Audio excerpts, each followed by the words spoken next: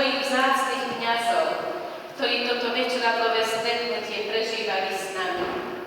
V stíšení hlbokej modlitbe mohol konať Duch Svätý a otvárať nás srdcia pre svoje nádherné dary.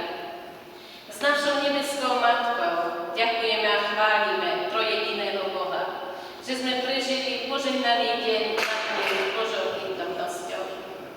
Ďakujeme aj vám, Otec Vikár, za hlboké myšlienky, ktoré ste nám v prednáške povedali.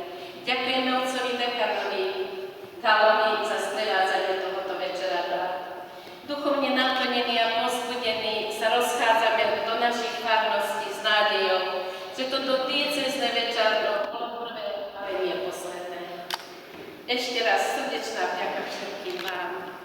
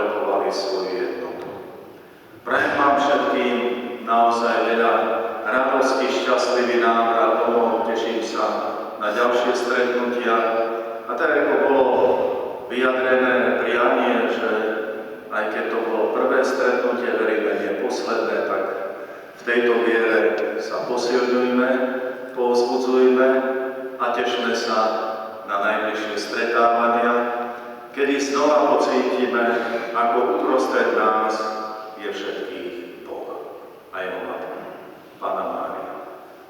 Tá, ktorá aj v Káhire sa odvážila v tamojšom svete zjaviť ako Matka svetla, nech nám svieti všetkým na cestu skrze Ježiša Krista, pretože on je svetlom sveta. Ako to sme spievali na vigíliu Veľkej noci. Ale má